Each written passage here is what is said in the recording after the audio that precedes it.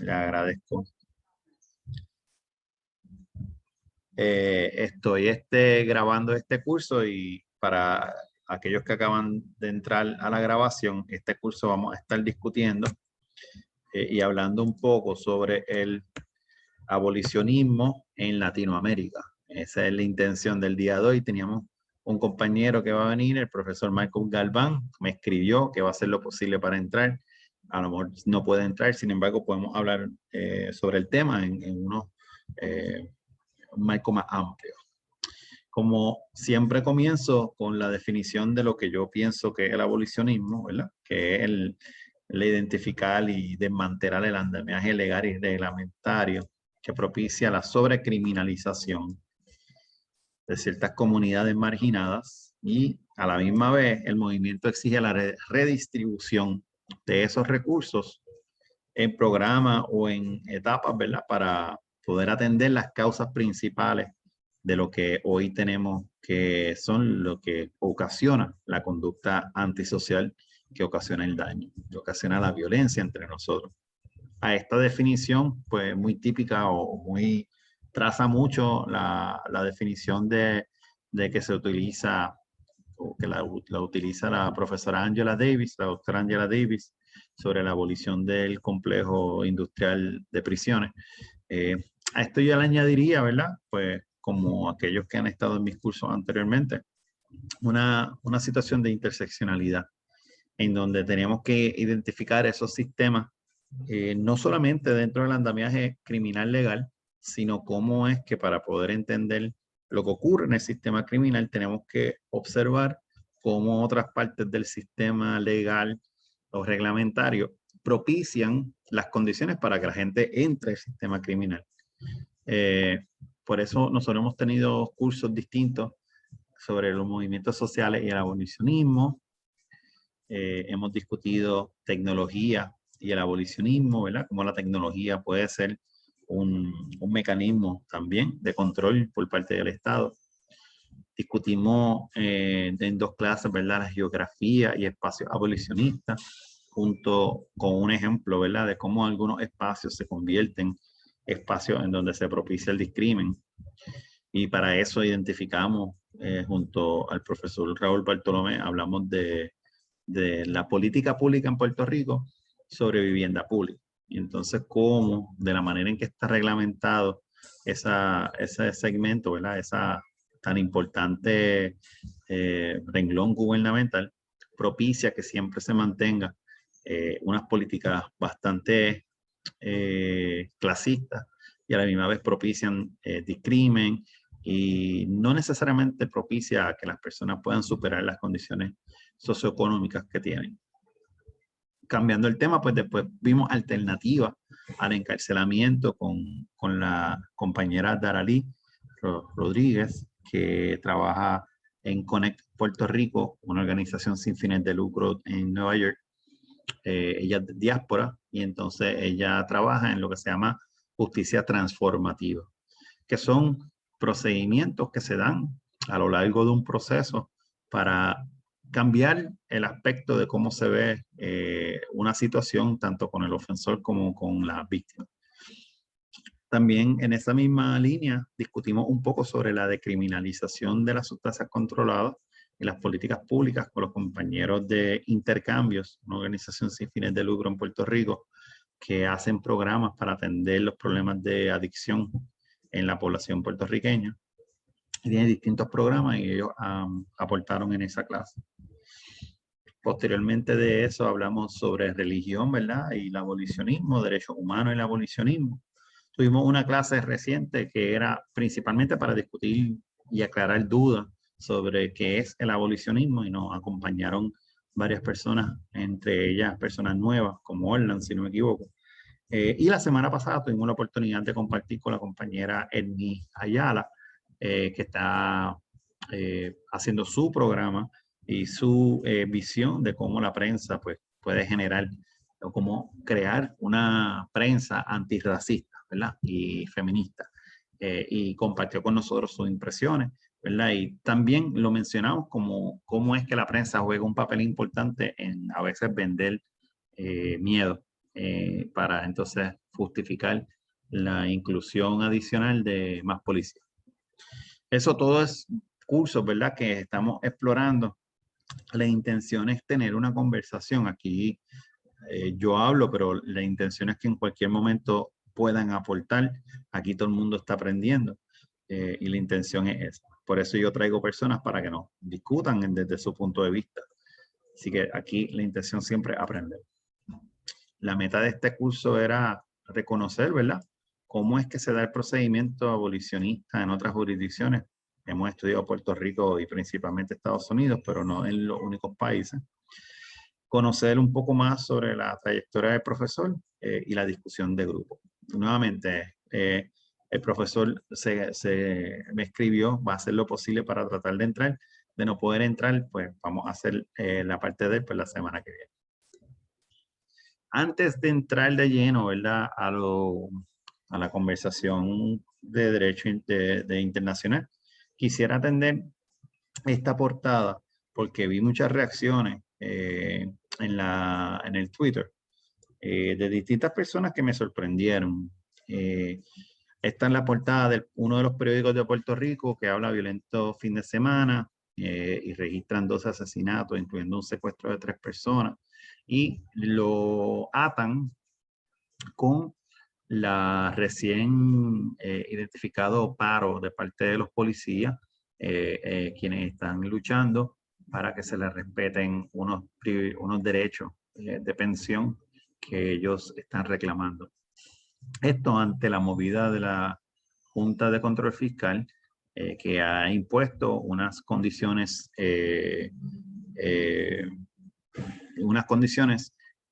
principalmente de austeridad en todas las segmentos de Puerto Rico.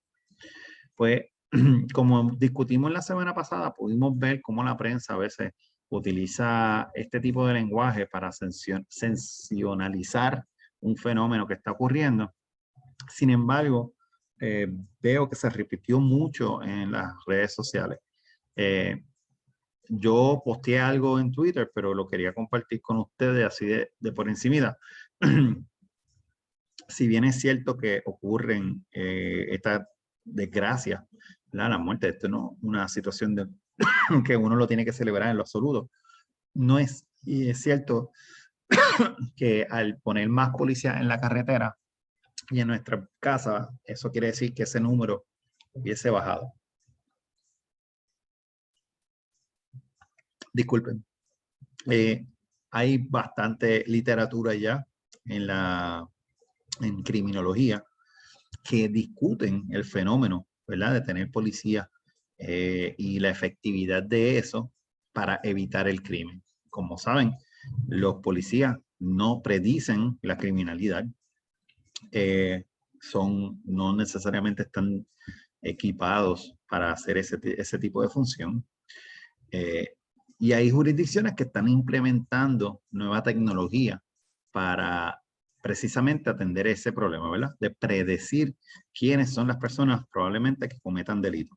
Este es un experimento que varias jurisdicciones, específicamente en Estados Unidos, han implementado, entre ellos la ciudad de New Orleans, Chicago, Oakland, California y Los Ángeles, en donde en una base de datos corridas por la policía, se hacen unos análisis utilizando técnicas de matemática como Machine Learning para proveerles entonces a las personas, a los policías, los lugares que probablemente ocurran delitos o las personas que probablemente sean las personas que cometan delitos.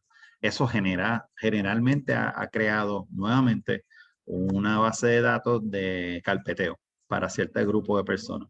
¿Por qué? Porque la data que se utiliza es utilizada utilizando data de la misma policía. Es lo mismo que si nosotros vemos durante mano dura las intervenciones de la Policía de Puerto Rico y Guardia Nacional con los residentes de ciertos residenciales públicos, pues la computadora y el programa va a utilizar esa misma interacción para demostrar en su análisis que esa persona probablemente es peligrosa. ¿Por qué? Porque en el pasado ha tenido muchas intervenciones, pero no se explica que muchas de esas intervenciones fueron porque el residencial estaba literalmente ocupado por la policía. Así que los softwares existentes están produciendo o repitiendo la disparidad racial y étnica que anteriormente ocurre, pero esta vez a escala. Así que acá, cambiando, aportando a eso bien poco, ¿verdad? Quería también decir que existen estudios criminológicos de la rama de criminología que han determinado que entre los factores más importantes para reducir el crimen en términos de evitar la reincidencia o que una persona cometa un delito, se requiere, número uno, certeza, o sea, que el ofensor piense que si actúa de manera ilegal, alguien lo va a coger, ¿verdad? Que lo van a atrapar. Si no existe esa certeza, las probabilidades de que la persona cometa un delito pues son altas. Una de las estadísticas que he compartido anteriormente fue que en junio la Policía de Puerto Rico publicó que había resuelto o por lo menos arrestado 18% de las personas acusadas de asesinato. Eso quiere decir, o sea, y para comparación, Washington, D.C., que es una jurisdicción más pequeña que nosotros, pero ciertamente tiene unos recursos similares a nosotros, ha resuelto 60% de los casos de asesinato en ese mismo periodo de tiempo. Nosotros estamos en 18, la Policía de Puerto Rico. Sí, lo menciono porque conociendo a la policía y la inefectividad de atrapar a las personas que cometen un delito tan serio como el asesinato, pues ya la balanza pues está como que en contra de ese factor de la seguridad de que te van a castigar. Igualmente, es importante reconocer que los mismos estudios demuestran que si las personas saben que va a cumplir cárcel, pues también ciertamente eso podría generar un impacto en la persona, siempre y cuando exista la certeza de que sea arrestado. Pero como el primer escalón no se da, pues son muy pocos los estudios que confirman que en efecto la cárcel hace alguna diferencia.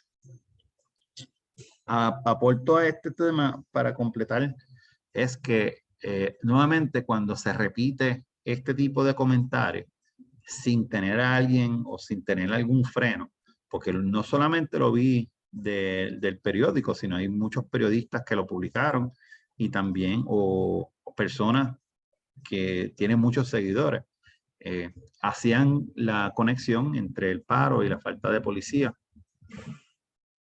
A mí me sorprende mucho porque al nuevamente, no me sorprende, perdónenme, a mí me da mucha desilusión porque evitamos la oportunidad nuevamente de enfocarnos en el sistema. Sin embargo, un comentario como este y un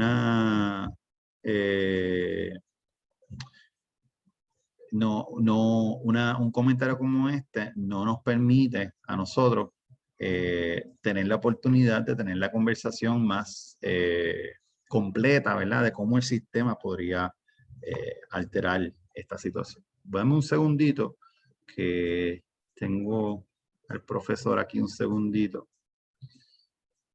que está tratando de entrar y yo como que hice algo mal, así que un segundo.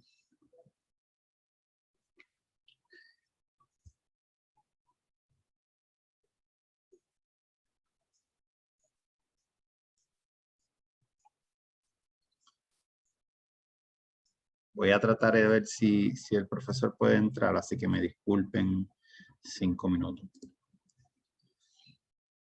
Esa es la próxima lámina que vamos a estar hablando. Me disculpan.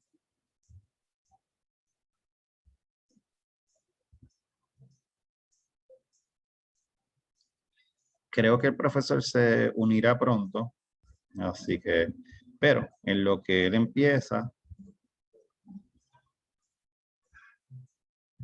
quería aclarar que el movimiento de abolición alrededor del mundo, pues nace principalmente, ¿verdad? Como lo hemos conocido, el concepto de abolición pues, se fortalece considerando la abolición de la esclavitud, ¿verdad? Que era lo más fuerte que todo el mundo puede recordar sobre la palabra abolición. Entonces, primero que nada, déjame darle la bienvenida al profesor. Saludos, Marcos. Muchas gracias por unirte en el día de hoy. Le he explicado a los compañeros que tuviste un percance Así que nos va a acompañar, pero no necesariamente quiere decir que estamos esperando una presentación full, sino que podemos tener alguna conversación más amena. Y entonces, pues nada, en esta parte yo lo que iba a discutir era un poquito la procedencia, ¿verdad? De la abolición a través de distintos lugares. En este curso principalmente hemos tocado mucho el tema de abolición según se genera en Estados Unidos. Hemos discutido las aportaciones de Angela Davis, de la profesora Angela Davis, y de la profesora Ruth Wilson Gilmore, que son personas que durante los años 60 y 70 vienen de la izquierda de Estados Unidos, ¿verdad? Eran integrantes del Partido Comunista y generaron su pensamiento y, más importante, su movimiento, uniendo sus causas con la historia del esclavo en Estados Unidos, la historia afroamericana y las consecuencias de cómo los fundadores y posteriormente el derecho fue modificado para mantener esa distinción de supremacía blanca estructurada dentro de los sistemas. Así que mucho de ese movimiento en Estados Unidos integra dentro de sus luchas ese reconocimiento. Y aquí tengo a Marcos, pero Marcos me puede ayudar, ¿verdad? En Europa, durante el mismo periodo de tiempo, 60 y 70, tenemos entonces los países de Escandinavia, ¿verdad? No, lo que es Suiza, Suecia, perdóname, Dinamarca y Norway, me fui en blanco. No me acuerdo ahora mismo cómo traducirlo. Pero tenemos estos países en donde tienen una visión social distinta a cómo atender la criminalidad y cómo atender o distribuir los bienes de cada país. Por ejemplo, en Estados Unidos tenemos una cultura capitalista en donde la visión neoliberal de poco gobierno ha estado siendo empujada por los últimos 40, 50 años. Contrastando eso con el sistema entonces de estos países escandinavos, en donde hay una cultura más socialdemócrata, ¿verdad? En donde pues todo el mundo va a pagar impuestos altos y esos impuestos entonces van a ser utilizados por el Estado para apoyar la educación de un país, para apoyar servicios sociales como el salud pública, educación hasta niveles posgrado y también tratar de identificar los factores que ocasionan la criminalidad. Ese modelo intenta entonces de proveerle herramientas al ofensor mientras está en detención para equiparlo, para que entonces evitar que regrese adentro de los sistemas.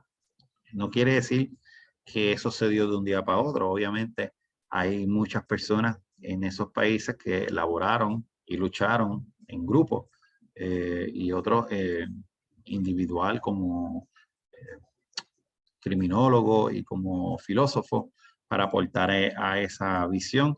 Y de ahí pues entonces nace también esas aportaciones de Europa, pero también reconociendo que viene desde ese punto de vista.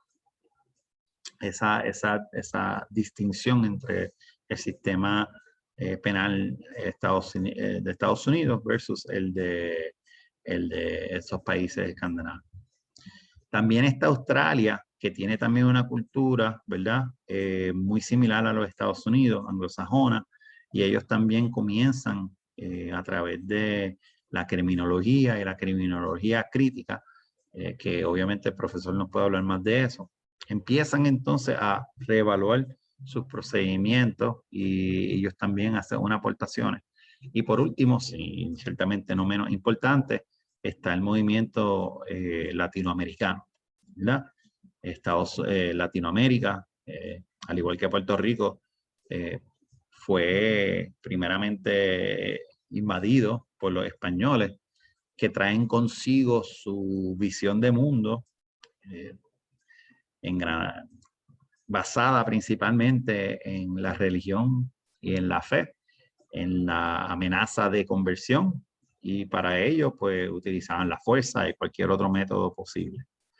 Eso trae consigo mismo un andamiaje legal, militar, económico, para mantener a los reyes y por tanto a la iglesia dentro de ese periodo de tiempo, como utilizar esos recursos de esos países, ¿verdad? Y la extracción de recursos utilizando la población indígena principalmente, y posteriormente a los africanos que fueron importados a distintos segmentos y a distintos países de Latinoamérica.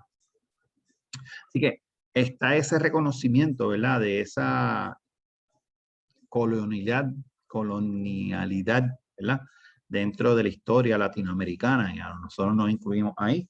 Pero también entonces tenemos ese renacer de las culturas originarias de Latinoamérica, de cómo entonces ellos, esas culturas y esos pueblos comienzan entonces a ser reconocidos y sus luchas están integradas. Cómo entonces podemos cuadrar eso dentro de una mirada del abolicionismo. Y a eso pues entonces, si le ponemos los tiempos más recientes, tenemos entonces cómo Latinoamérica sufre de muchísimos movimientos sociopolíticos a consecuencia de que las intervenciones de Estados Unidos en todo el continente para evitar que se establezca políticas y programas socialistas principalmente. Me perdonan, tengo el perrito por ahí. Y entonces pues tenemos esa historial, y por último también tenemos que reconocer que hay ciertos países latinoamericanos que han experimentado mucho disturbio social por mucho tiene que ver con la disparidad económica existente en los países, ¿verdad? Y las políticas que se implementan para apoyar ese tipo de economía. Esas distinciones podrían generar entonces distintos grupos paramilitares y teniendo distintos disturbios entre poblaciones enteras, y encima de eso también Latinoamérica es uno de los lugares más donde se produce las sustancias controladas que pasan entonces al mercado de Estados Unidos. Así que hay unos grupos narcotráficos que también en algunos espacios controlan ciertos territorios. Así que hay un conocimiento o unas realidades sociopolíticas, socioeconómicas que hay que tomar en consideración en estos espacios. Nada, eso principalmente era lo que quería aportar en este momento. Yo había originalmente coordinado con Marcos, para que no sepan y no puedan ver bien, pues el de la derecha. En la foto que puse, Marco, la historia de Marcos conmigo, él estuvo hablando con varios compañeros que son del campo de la criminología. Marcos pertenece al Instituto de Desarrollo Latinoamericano de Criminología y Desarrollo Social allá en el Perú. Un grupo de profesionales que tratan de fomentar el estudio de criminología, y en ese espacio pues entonces está haciendo unos acercamientos latinoamericanos, ¿verdad? Con distintas personas, y gracias al profesor Gary Rodríguez allá en Ponce, pues él llegó hacia mí y tuvimos una conversación muy amena sobre cómo entonces se puede integrar tanto las aportaciones nuestras de Puerto Rico, pero también como estas discusiones y intercambios culturales y sociales y académicos principalmente, o de movimientos, ¿verdad? ¿Cómo podemos aprender entre nosotros mismos? Yo no sé si Marco está por ahí, si quisieras decir algo, si tienes dudas, si preguntas. Literalmente esto era lo que yo tenía hasta ahora. No sabía y quería abrirles espacio para que las personas puedan compartir dudas o preguntas, comentarios sobre el tema. Y pues nada, lo dejo con ustedes, el que quiera hablar. Hola Diego, ¿cómo estás? Buenas Qué noches, gusto Marco. de verte, al menos por Igual, esta igual. simulación que nos deja la virtualidad. Y bueno, un saludo a todos y a todas que se encuentran en el aula virtual también. Bueno, sí, en cuanto a la forma, al protocolo, esto está totalmente vinculada a la posibilidad de implementar un programa político realizable, capaz de ser puesto en práctica, capaz de ser llevado al terreno del derecho vivo, al terreno de la implementación, de la ejecución, de las disputas argumentativas. En cuanto al minimalismo penal, que podría ser un recurso transitorio al abolicionismo penal, ¿no? Y esto pues supone involucrarnos tanto en la discusión de cómo debería configurarse la facultad de castigo que tiene el Estado, si es que ésta realmente es legítima, si es que realmente debemos reconocernos como gobernables a partir de la producción de dolor, a partir de la producción de sufrimiento, y en todo caso, ¿cuál sería el camino para poder poner en práctica nuestras ideas de mayor contención de lo punitivo, ¿no? Lo cual supone primero una revisión de qué es lo que va sucediendo en toda Latinoamérica, ¿no? Y aquí, pues, esto se conecta un poco con el vacío que se encontró y que nos llevó a entablar conversación con Diego, con Gary, con Alexis Rodríguez, ¿no? Ya muy buenos amigos de Puerto Rico, y era el hecho, pues, de no poder ni siquiera nombrarnos como corriente, si se quiere, porque tenemos este gran defecto de la desarticulación regional, ¿no? Si bien nosotros tenemos matices, seguramente en términos de idiomas, en términos étnicos, en términos geográficos, etcétera, claramente también compartimos un nacimiento, ¿no? En realidad tenemos un proceso histórico bastante accidentado, lleno de etnocidios, lleno de desapariciones, lleno de genocidios, de imposiciones culturales que han quebrantado nuestra identidad y que aquellos, si se quiere, excedentes o residuos de identidad que nos quedan, no los sabemos explotar, ¿no? Al punto que no hay una conversación clara entre las distintas academias, entre las distintas docencias en Latinoamérica acerca de este tipo de puntos, ¿no?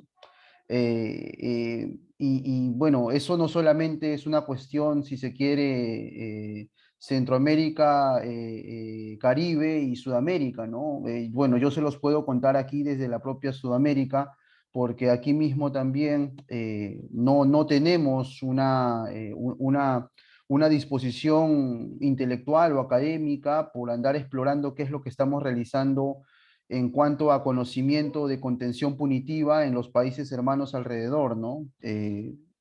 Ecuador, Bolivia, Paraguay, Uruguay, eventualmente Argentina es un punto de referencia.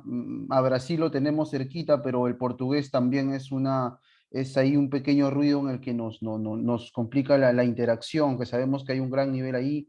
Pero en general, hablar de un movimiento de contención creo que se ha perdido, ¿no? Incluso no noto recursos argumentativos que permitan conectarse. Pero lo cierto es que sería pues inhumano, por omisión, claro, dejar por fuera de una agenda prioritaria el funcionamiento y el clima que han mantenido nuestros sistemas penales, ¿no? Además de quizá la teorización que hay detrás, ¿no? De hablar de la ontología de la cárcel, hablar de la legitimidad del castigo en Latinoamérica, hablar de una cultura autoritaria instalada en nuestros procesos históricos, etcétera. Lo cierto es que, como dice el maestro Zaffaroni, pues en realidad a quienes más debemos escuchar en este tipo de discusiones es a los muertos, ¿no?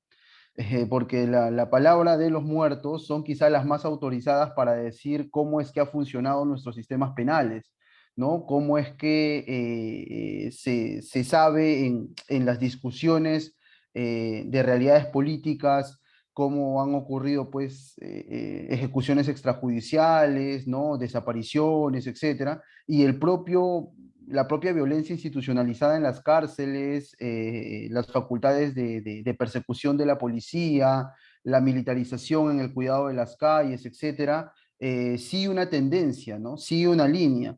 Y creo que es el mapa insoslayable del cual debemos partir para encontrar en el abolicionismo no una óptica ingenua. Muchas veces aquí, y me ocurre muchas veces en algunos espacios de disertación en Perú, que el abolicionismo suele ser subestimado, eventualmente ridiculizado, ¿no? Eventualmente aislado, pero porque, como dicen algunos profesores colombianos, ¿no? El profesor Manuel Iturralde, un gran exponente de la sociología del castigo, ¿no? Detrás de la retórica jurídica hay la generación de ciertos laberintos conceptuales que nos impiden razonar al control punitivo en toda su realidad, ¿no? Siempre amparándonos en lo que dice la jurisprudencia, ¿no? En lo que dice el deber ser, en seguir confiando en la cárcel resocializadora, ¿no? En seguir confiando en que la actuación policial está innatamente cubierta por derechos humanos, en tratar de confiar de que el proceso penal no produce estigma, en tratar de pensar de que el sistema penal pacifica. Es decir, hay una serie de relatos muy bien instaurados, ¿no? Que pertenecen al discurso oficial, formal, omnipresente, vinculante, ¿no? Universalizado, que en realidad nos alejan, ¿no? Incluso nos desorientan para poder encontrar en el sistema penal otro tipo de características. Marcos, Sí, te quería, es que has dicho tantas cosas tan importantes y yo quiero pues traerlo un poco más a ver si nuestros participantes, que principalmente yo conozco a Luis porque Luis se acaba de graduar de Derecho, a Alice que también pues es socióloga perdóname, trabajadora social y tiene muchísima experiencia, temas en afrocaribeños, ¿verdad? Giancarlo, que también se ha unido, tiene otra experiencia, ¿verdad? Creo que Giancarlo viene del mundo religioso. Una de las cosas que tú estabas hablando, ¿verdad? Es esa falta de comunicación entre tanto los académicos como activistas a nivel latinoamericano, que nos impide entonces conocer los esfuerzos hasta cierto punto. Y pues tú muy bien has notado esa necesidad de restaurar. Pero también hablaste en un momento, ¿verdad? Del abolicionismo penal, del abolicionismo. Y quisiera ver si nos podrías explicar para ti qué quiere decir, ¿verdad? Este concepto de abolición. Como representante, obviamente no eres representante de toda Latinoamérica, pero ciertamente en tu estudio y en tus interacciones podrías compartir con nosotros, ¿verdad? ¿Cuáles son esas distinciones que tú entiendes para nosotros podemos entenderlo de una manera sencilla, amena, que los participantes nuestros, si quieren, yo con mucho gusto comparto la literatura que tú me compartiste, que es fascinante. Pero en tu punto de vista, ¿verdad? Para que entiendan, a lo mejor contrasta un poco de la idea de Norteamérica, que ha sido pues, la principal enfoque de este curso, o estos grupos. Así que pues, te doy el espacio para ver si puedes brevemente mencionar cómo es que entonces tú lo defines, ¿verdad? Para ti, el concepto. Sí, bueno, de una manera quizá muy directa, aquí se discute mucho menos Angela Davis, por ejemplo, hay muy poco conocimiento de Angela Davis aquí, pero la abolición obviamente apunta a un objeto definido, ¿no? Y al menos en las sensibilidades que mantenemos los que somos abogados, penalistas, etcétera, buscamos abolir aquellas facultades del Estado que están abiertamente o que son abiertamente ejecutadas a partir del castigo de la producción de dolor, la producción de sufrimiento. Y creo que el punto de referencia para ello es la cárcel. La cárcel se vuelve el objeto de intervención ontológicamente aflictivo que guía esa finalidad política de la abolición. Entonces, cuando hablamos de abolicionismo, apuntamos principalmente a la cárcel como concepto, a la cárcel como un modelo de gobierno, es decir, no necesariamente dejar por fuera el poder retener a una persona en algún lugar para brindarle soporte social, para brindarle orientación, etcétera, ¿no? El abolicionismo penal en esos términos no renuncia a la posibilidad, entre comillas, de privar de la libertad, renuncia al concepto carcelario, al concepto de las rejas, al concepto de las armas, de lo castrense, de lo estigmatizante, de los torreones, a los pasillos oscuros, a las rejas, al aislamiento territorial, que es donde se configura propiamente el castigo y la aflicción de lo que se denomina cárcel. Muchísimas gracias. Una segunda pregunta que probablemente sea importante reconocer sobre el sistema penal peruano. Si nos podría orientar, porque ¿sabes? Brevemente en Puerto Rico nosotros seguimos una tradición impuesta por los americanos cuando ellos llegaron, impusieron el Código Penal de California y sucesivamente su estructura procesal, ¿verdad? Nosotros tenemos unos policías que hacen unas funciones, ellos arrestan, presentan ante a las personas, los presentan ante los jueces para ver si encuentran suficiente evidencia para autorizar el arresto de ese ciudadano o residente. Después, posteriormente, se impone una fianza en donde puede pagarla o no pagarla en lo que se espera el juicio. En Puerto Rico tenemos un derecho a fianza consagrado en la Constitución. Y posteriormente empieza el proceso, ¿verdad? En donde el fiscal tiene que probar su caso y tiene la representación de un abogado y tenemos ahora la unanimidad de un jurado tiene que decidir si la persona es culpable o no culpable y posteriormente ese veredicto del jurado puede ser entonces si el acusado pierde tiene derecho a apelación. Eso bien básicamente cómo opera el sistema acá. Ciertamente una vez es condenado a la persona, pues el Código Penal define el castigo. Principalmente Puerto Rico sigue el modelo americano en donde la mayoría de las penas por crímenes violentos, a eso me refiero, agresiones sexuales, al igual que asesinatos, pues comienzan en 50 años hacia arriba. En caso de un asesinato con armas, podría subir la pena hasta 165 años de cárcel, cosa que es ilógico, pero está en los libros. Entonces, me gustaría ver si podrías identificar, y yo sé que pues a lo mejor no necesariamente hay que entrar en mucho detalle, en los conceptos generales del proceso, ¿verdad? Porque hay muchas personas que podrían tener una impresión errónea de que el proceso penal en Latinoamérica pues difiere significativamente a lo que estamos nosotros acostumbrados. No, me parece que no tanto, Diego, en realidad. Aquí también tenemos, a ver, nuestra fuerza coactiva es la Policía Nacional, que es la que recibe comúnmente la noticia, o eventualmente la recibe la Fiscalía también de manera directa. Con la evaluación de la Fiscalía se formaliza la denuncia. Eventualmente hay algunos casos de delitos menores en los cuales se puede aplicar salidas alternativas, por llamarlo en términos muy simples y si no lo admite la ley, pues se impulsa el proceso, se judicializa, ¿no? La fiscalía inicia una investigación. Aquí, a ver, se decide si es que la persona va a ser procesada en libertad o privada de libertad, ¿no? Hay la cultura de persecución fiscal, o sea, digamos, la cultura arraigada de éxito profesional que tienen los fiscales para encerrar a la gente es algo realmente recalcitrante. Se ve comúnmente que el peligro procesal, lo que llaman peligro procesal, ese posible peligro de escapar de la justicia o de obstruir la justicia, se interpreta de cualquier forma, ¿no? Eso es un concepto muy chicloso en la práctica. Y lo cierto es que se ve comúnmente el ingreso de la gente por prisión preventiva. Lo cierto es que continúa el proceso, hay algunos procedimientos de saneamiento en cuanto a tutela de derechos, en cuanto a lógicas de imputación, etcétera.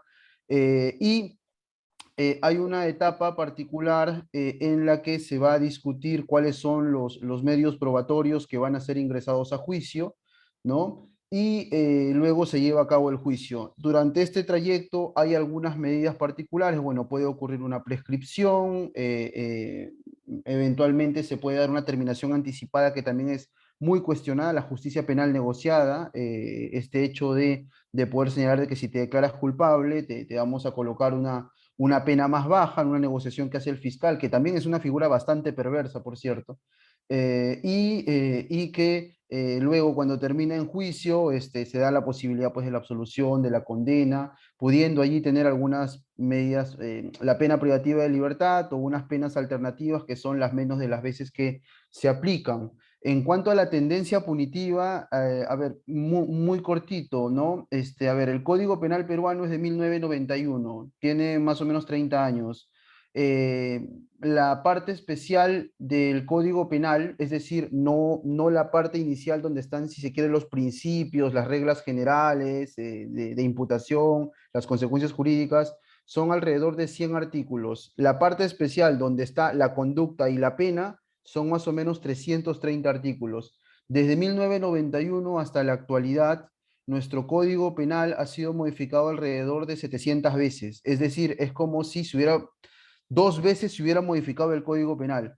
Es común ver la modificación del Código Penal para aumentar penas. De este universo de modificaciones que les he mencionado, el 90% ha sido para aumentar la pena, para ampliar la fórmula legal, para incorporar agravantes, incorporar nuevos delitos y bueno, cosas más jurídicas que suponen ampliación, pero sí hay una tendencia de populismo punitivo, populacharismo punitivo, como dice Zafa en un sentido más caricaturesco, pero sí, claramente estamos en una tendencia de represión como un modelo instaurado de presunta pacificación social.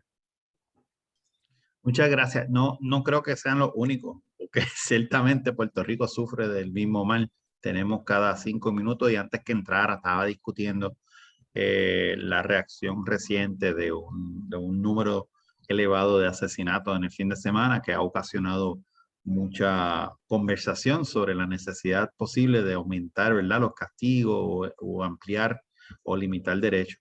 Eso es algo que ocurre en Puerto Rico cíclicamente, pero siempre también es importante reconocer que a veces esa prensa sale paralelamente con otros problemas sociales, ¿verdad? Como que tratan de utilizar esa conversación para disfrazar, ¿verdad? Otras cosas que están ocurriendo también en nuestra sociedad. Mencionaste también cómo la recepción del tema de abolición eh, pues es tratada, ¿verdad? En Perú. Mencionaste, ¿verdad? Que a veces en algunos espacios son hasta cierto punto minimizado el impacto del movimiento, muy ilusorio. Creo que también algo muy típico aquí en Puerto Rico también, te digo más, mientras hay personas que sí hablan o adoptan el lenguaje de criminología crítica, son muy pocos los que dicen las palabras abolición. Recientemente está empezando a ser algo que es más discutido porque no era algo que necesariamente se discutía. Sí había unos conceptos similares, ¿verdad? De la reducción de pena, de búsqueda alternativa, pero no como que en un mismo paquetito, ¿verdad? Así que compartimos eso y yo creo que este es un espacio en donde nosotros, pues agradecidamente, por lo menos yo estoy muy agradecido que hay otras personas que quisieran también ver cómo esto se va creciendo, ¿verdad? Y adoptando. Eh, en Perú como tal, o sea, la recepción que tú estás hablando, eso va dirigida principalmente a otros académicos o activistas, o entiendo que el público en general, al igual que en Puerto Rico, va a querer sangre muchas veces, en muchas ocasiones, pero hay espacio dentro de Perú en la sociedad civil para este tipo de conversación. Tú has encontrado a las personas promedio, ¿verdad? Con una capacidad para entender este concepto y verlo como una posibilidad. Eh, mm, Perú tiene ¿cómo decirlo? El terreno no es muy fecundo en términos de pensamiento crítico. ¿Por qué? Ocurre que en Perú nosotros vivimos una época de violencia política muy marcada entre el 80 y mediados del 90. Hubo movimientos subversivos que generaron prácticamente una guerra en la que tanto ellos produjeron masacres, al igual que el ejército peruano las produjo, ¿no? Con lo cual, obviamente era un movimiento radical de izquierda, con una posición en la que en el seno incluso se discutía una posición rusa, una posición china, etcétera, pero que marcó mucho el imaginario social de lo que el común ciudadano o la común ciudadana piensan como movimiento político de izquierda. ¿Por qué traigo a colación esto? Porque en este tipo de escenarios hubieron intervenciones de universidades, hubieron incluso desapariciones de estudiantes, etcétera, que de alguna manera establecieron o instalaron una visión de aquel que promueve pensamiento crítico. Hay algo que aquí, cuando ojalá alguno de ustedes o alguna de ustedes venga, siempre va a ser muy, muy bacán, como decimos aquí, poder conversar del tema, pero hay algo que se vive en todas las elecciones políticas aquí, en todas las elecciones presidenciales, municipales, algo que llaman terruqueo, ¿no? La declaración o el estigma de ser terroristas por pensar críticamente, ¿no? De ser un subversivo por pensar críticamente. Y esto provocó, por ejemplo, que la criminología crítica en el Perú, que tenía un nacimiento ciertamente marcado y alineado a la criminología crítica latinoamericana de comienzos de los 80, hacia mediados del 90 prácticamente desaparezca. No se vio más, y cuando he conversado con algunos maestros y maestras sobre qué es lo que habría ocurrido, incluso hubo miedo por parte de los propios promotores y promotoras, porque se supo que en Centroamérica, me decían ellos, que hubieron profesores, no sé si en Guatemala o en El Salvador, que incluso fueron muertos, fueron asesinados y que eran criminólogos críticos. O sea, era un momento también para Latinoamérica o para algunos países, por lo menos ciertamente violento. El clima político era así. Y esto se robusteció mucho más porque los ámbitos donde tendría que discutirse la crítica a lo punitivo eh, se alinearon muy bien a perspectivas que tienen quizá una lógica más de construcciones abstractas, arquitecturas conceptuales, es decir, el fortalecimiento conceptual, si se quiere, de las ideas penales, ¿no? Que heredamos sobre todo de España y de Alemania. Ahí hay toda una ruta histórica con las cuales no quisiera cansarlos ni cansarlas, pero lo cierto es que cuando nosotros advertimos las academias que actualmente tendrían que hacerse cargo a través del pensamiento crítico de la discusión del castigo, la provocación del dolor, etcétera, se encuentran ausentes porque están más ensimismadas en otro modo de producir conocimiento. Algo que llaman dogmática penal, por ejemplo, que en el ámbito jurídico se cree mucho, ¿no? Que es el perfeccionamiento de la filigrana conceptual de las lógicas de imputación, de las naturalezas jurídicas, de las consecuencias jurídicas, etcétera, que son discusiones muy ricas, ¿eh? Son discusiones sumamente apasionantes, pero claramente pues no dejan muy por fuera este tipo de discusiones que son neurálgicas en nuestra realidad, ¿no? O sea, siempre algo que mencionamos es que es como que discutimos la forma del arma, el gatillo del arma, la marca del arma, el color del arma, los modelos de arma, y nos ensimismamos sin eso, pero nos olvidamos que el arma sirve para matar, ¿no? Algo así ha pasado con la Academia Penal Peruana.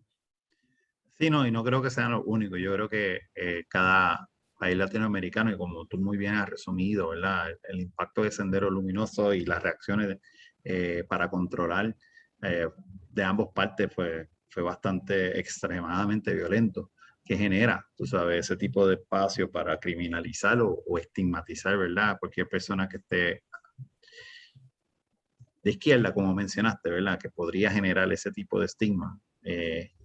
El chilling effect, como le dicen en Estados Unidos, ¿verdad? El impacto a la participación, a la libertad de cátedra, ¿verdad? De pensamiento, pues ciertamente hay un detente, ¿verdad? La sobrevivencia pues hace uno a hacer ese tipo de decisión.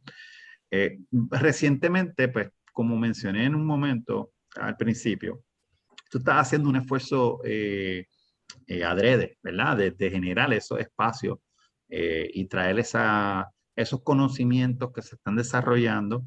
Y creo que, no sé si lo estás haciendo dentro del instituto que mencioné anteriormente o esto lo estás haciendo tú por tu cuenta, ¿sabes? Hacer esos acercamientos a otros latinoamericanos.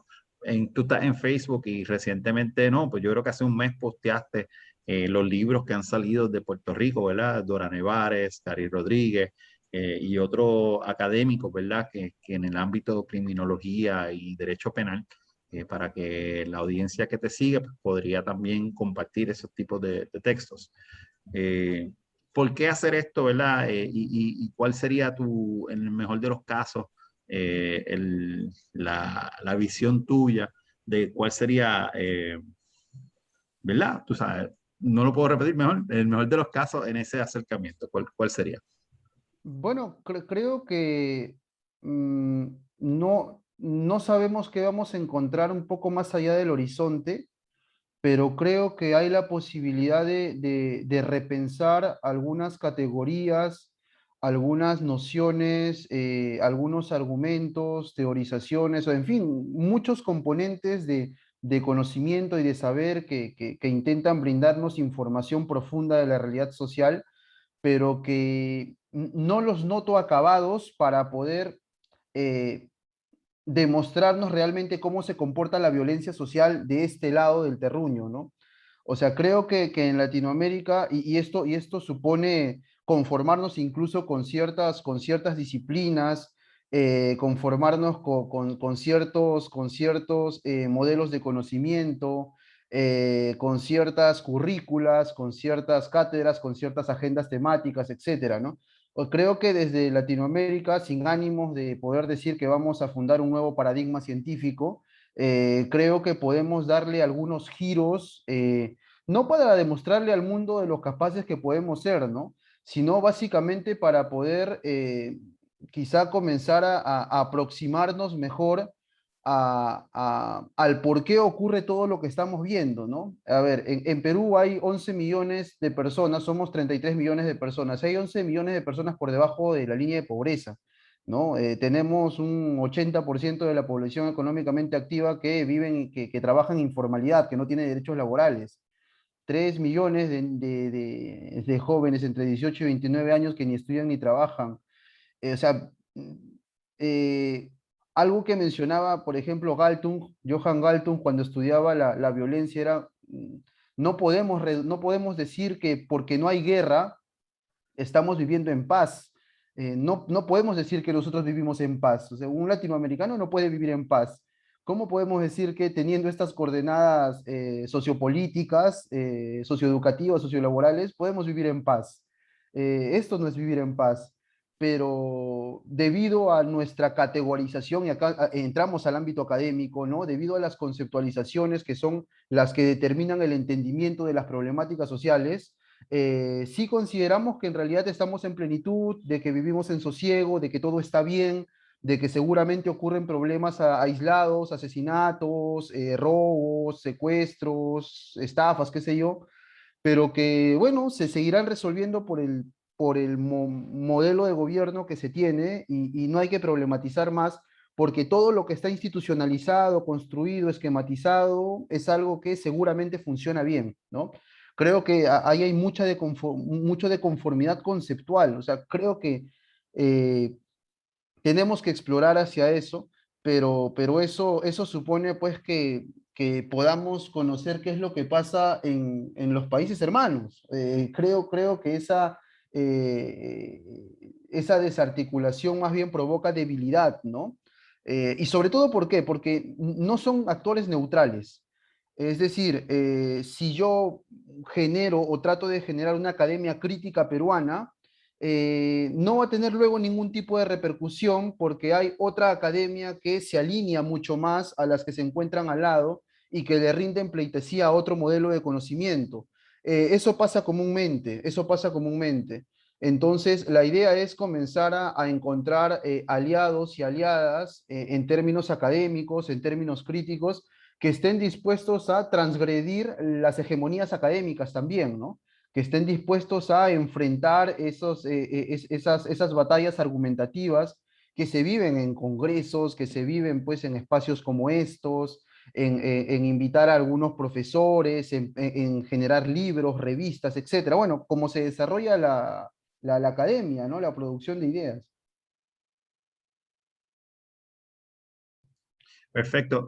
Yo tengo una última pregunta y siempre nuestros participantes en confianza pueden hacer preguntas o comentarios. Y Marcos, tú también si quieres preguntar algo a nosotros en confianza, siéntete en la libertad. Lo que me interesa, como tú estás en el campo académico, ¿cómo han sido esa reacción que tú has encontrado con tus estudiantes? ¿Cómo ha sido esa receptividad a este tema dentro de la academia por el estudiantado, no necesariamente por tu claustro profesional, ¿verdad? Pero más por el estudiantado. Hay interés creciendo, hay el mismo interés que antes, o no existe interés al revés, que existe un tipo de rechazo activo. Me parece que ha habido, a ver, para hacer una síntesis, yo creo que ha habido recepción, pero en algunos lugares más y en otros lugares menos. Eh, Noto sorpresa, noto en realidad cierta admiración por algunas afirmaciones que se hacen.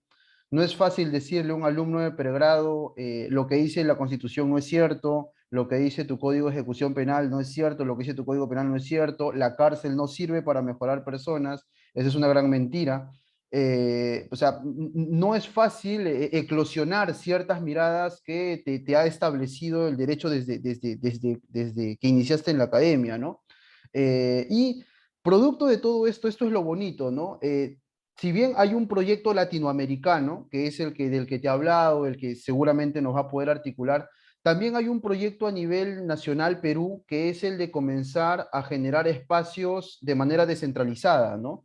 También, quizá como ocurre en Puerto Rico, no lo sé, pero también te comenté cómo aquí todo era Lima, ¿no? Lo que produce Lima, lo que produce la capital, lo que dice la capital, las universidades de la capital, se silencia, ¿no? Se amordaza un poco o no se brindan oportunidades para escuchar voces diferentes. Y parte de lo que ha hecho el instituto es comenzar a invitar a profesores o profesoras que estaban en otros lugares que no conocían de espacios comunes, que discutían desde múltiples también perspectivas, ¿no? Acá no es un asunto netamente jurídico. Soy abogado de formación, pero he ido descubriendo en mi formación penalista que quizá yo respondía a otro tipo de perfil, pero en esa exploración he encontrado aliados y aliadas de trabajo social, antropología, sociología, de filosofía, economistas que van tomando miradas parecidas de universidades del interior del país. Y esto ha provocado que se comiencen a crear, por ejemplo, talleres aquí dentro de las facultades de las universidades, se crean una suerte de círculos de estudio, pero institucionalizados, o sea, reconocidos por la universidad, sobre criminología. Aquí en el Perú la criminología prácticamente no existía. Esto es producto de otra historia que en algún momento les podré contar, pero lo cierto es que han comenzado a aparecer chicos y chicas interesados en tocarle la puerta a sus autoridades de la universidad y decir, quiero establecer un taller de criminología para comenzar a estudiar criminología. Y han comenzado a moverse mucho, a crear sus espacios de discusión, a generar este tipo de eventos virtuales, a participar, a comenzar a escribir. De hecho, algo muy bonito que me ha pasado es que hace una semana me hablaron de una facultad de psicología, o sea, una facultad que quizá tiene una visión más clínica, y me dijeron, Marcos, queremos formar un taller, pero con una perspectiva crítica. Entonces digo, una perspectiva crítica de aquellos que están acostumbrados a tener una visión clínica. O sea, algo bien estamos haciendo. No sé de qué forma, pero algo bien estamos haciendo. Entonces, Definitivamente. y eso ha comenzado a tomar forma. Entonces digo, bueno, o sea, seguimos. La verdad es que esto es sí inacabado, ¿no? Inacabado, inacabado. O sea, tenemos que continuar. No, ciertamente esto es un proceso y eventualmente no seremos nosotros los que beneficiamos directamente, pero la aportación nuestra es importante. Yo pues comparto lo que acaba de decir Alice. Muchas felicidades, ¿verdad? Porque eso es un logro significativo, poder lograr esa interseccionalidad, que no la buscaba, sino que apareció, ¿verdad? Porque las aportaciones que están haciendo están siendo reconocidas en otros espacios y de verdad les felicito. Yo sé que ya llegamos a las 10 de la noche acá, 10:15. Yo no les voy a coger más tiempo a los participantes, les doy las gracias. Si alguien tiene comentarios en confianza, pueden decirlo ahora, estaremos unos minutitos más. Pero Marcos, te doy muchísimas gracias por estar con nosotros. Sabes que tienes una familia acá siempre dispuesta a ayudar en lo que podamos. Si tenemos que tirarnos para allá, para Lima o para cualquier otra parte de Perú, estaremos allí sin problema. Y nuevamente nosotros también, en el momento que podamos traerte acá, a ti o un grupo de allá, aunque sea virtualmente, siempre cuenta con nosotros para poder apoyar el proyecto suyo y también para nosotros mismos seguir aprendiendo y compartiendo experiencias. Si alguien no tiene ninguna duda o pregunta, pues les doy las gracias nuevamente. No esperar 30 segundos. Si alguien escribe algo, ha aprendido mucho. Muchísimas gracias. Diomaris, gracias por acompañarnos hoy. Giancarlos también, Orlan, Marcos y espérate, que tengo aquí a mi jefa, que creo que va a decir algo. Mi esposa. Hola Marcos, un gusto. Hola, un gusto, ¿qué Saludos. tal? Qué gusto saludarte. Mira, he estado aquí en la esquinita escuchándolo todo y con mucho interés de conocer más. Yo trabajé algunos casos en contra del Perú ante la Corte Interamericana. Chavín de Huántar, el caso de Cruz Sánchez, Loaiza Tamayo, Gladys Espinosa.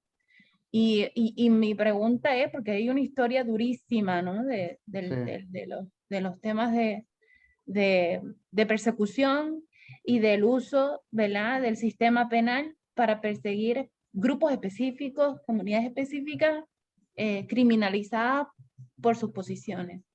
Y entonces me pregunto cómo tu proyecto, ¿verdad?, de trabajo ha sido visto por esas mismas autoridades, porque a final de cuentas, aunque hay unos cambios en la administración y ha habido unos cambios positivos en los últimos años, sigue habiendo una estructura de poder a nivel gubernamental que es difícil de desmantelar, de convencer, de cambiar. Entonces yo imagino que tu proyecto es de alguna manera una amenaza a unas estructuras existentes, ¿verdad? Así que me pregunto cómo, ¿verdad? ¿Cómo ha sido recibido hasta el momento las propuestas que estás desarrollando, creando y esos diálogos, eso, en un estado que tiene una historia fuerte, ¿no? Eso. Pero no tenemos que seguir la conversación, ¿no? Y solamente para que sepas que eso era lo que estaba pasando por mi cabeza.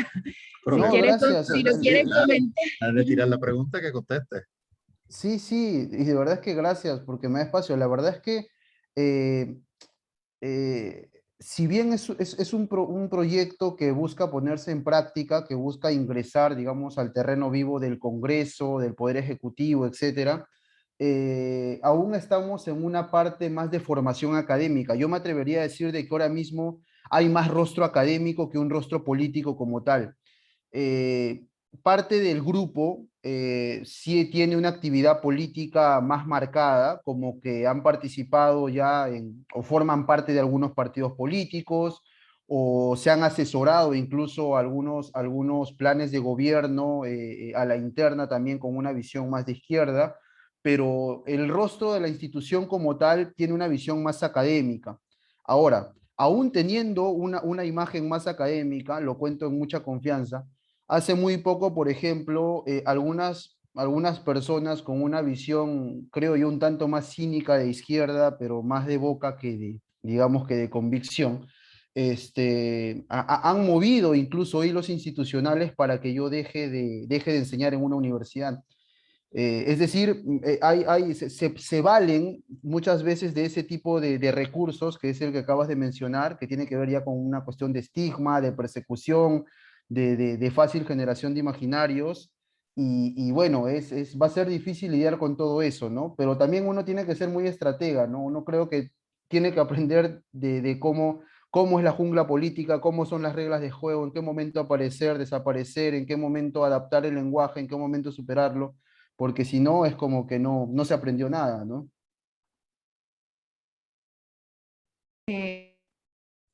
Gracias por tu respuesta, Marco. Me imagino que hay mucho más que discutir, tal vez en otro momento. Claro que sí, más bien un gustazo. Gracias, Diego, también por la invitación y también, cuando quieras, aquí nos tomamos un pisco sour y vienen todos, por favor, así, sin ningún Perfecto. problema. Siempre, siempre dispuesto. Muchísimas Listo, gracias, muchas entonces. gracias a todo el mundo que está aquí con nosotros y nos veremos entonces la próxima semana. Gracias. Buenas Listo, noches. nos vemos. Gracias a todos y todas.